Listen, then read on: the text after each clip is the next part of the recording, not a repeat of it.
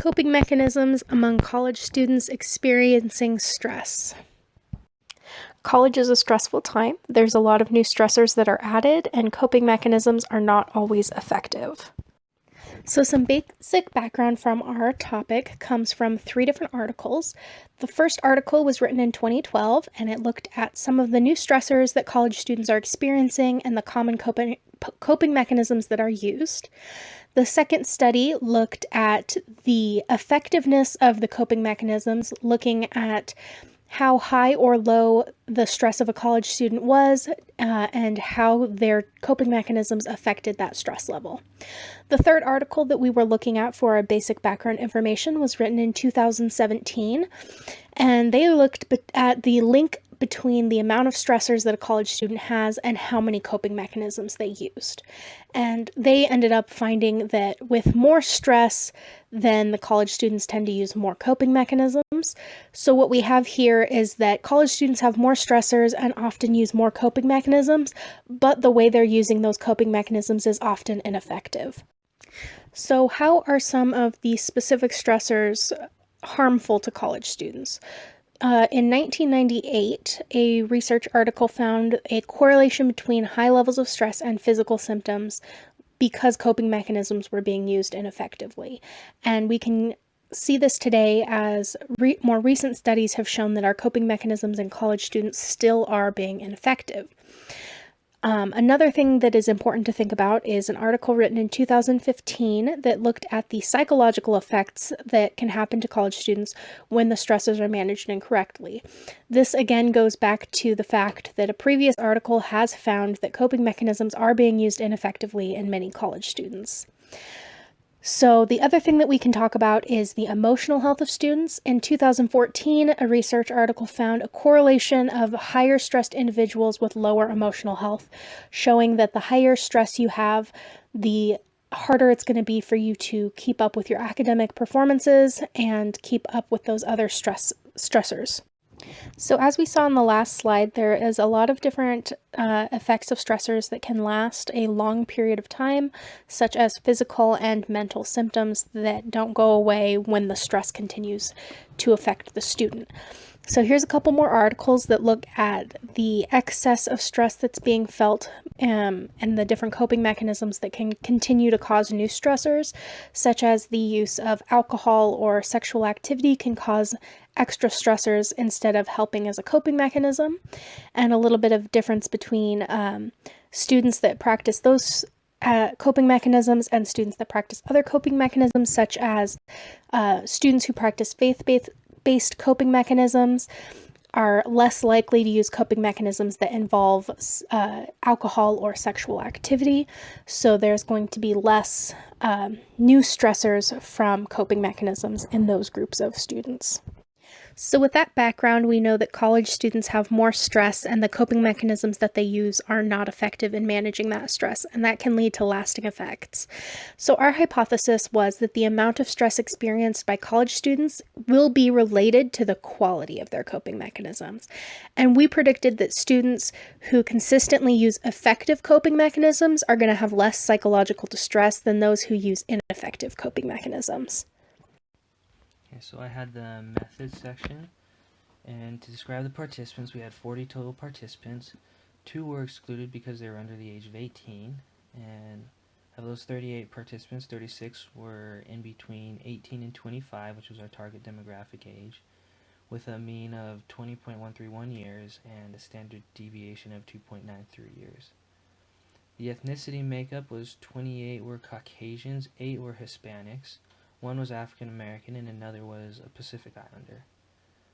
For the years in college, it was primarily freshmen. 22 were freshmen, 11 were sophomores, we had 1 junior, and 4 seniors. Of the religion makeup demographic, we had 8 Catholics, 15 were members of the Church of Jesus Christ of Latter-day Saints or another Christian denomination, 3 were atheists, 0 were Muslim or Hindu, and 5 preferred not to answer, and 7 answered other and were then able to fill in what their religion was. For our measures, we used a Cronbach's Alpha because we had several questions that we were using to measure the types of coping mechanisms they had. We used a mix of questions from the coping inventory done by Carver in 2013 and our own questions. They were primarily our own questions, but there were some from the coping inventory. The questions refer to the frequency of coping mechanisms used. Some of these questions involve none, once a week, monthly, or yearly, while the others were 1 to 10, with 10 being most often and 1 being least often. The questions were then categorized by the type of coping mechanism, and the subtypes were religion, emotional distraction, or substance use. And these coping mechanisms were ranked based on past literature reviews to find out which were most effective. People had their scores put in, and we used a correlational analysis. The procedure, for our procedure, the survey was sent out to students who were enrolled in courses at Idaho State University. Those students would then follow a link to a survey on SurveyMonkey, and they could take the survey. The survey consisted of 33 questions, and the participants took roughly 4 minutes to finish the survey, so they didn't spend lots of time on it.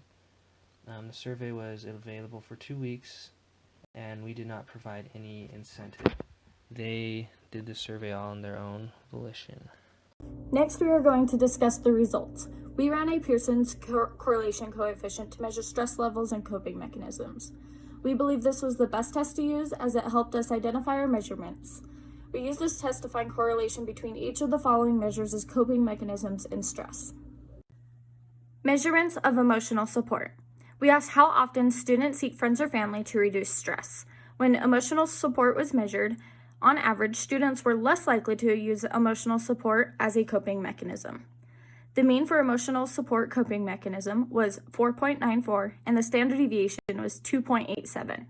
When comparing a student's stress level and the effectiveness of using an emotional support coping mechanism, it was concluded that the emotional support and stress levels had a weak positive relationship.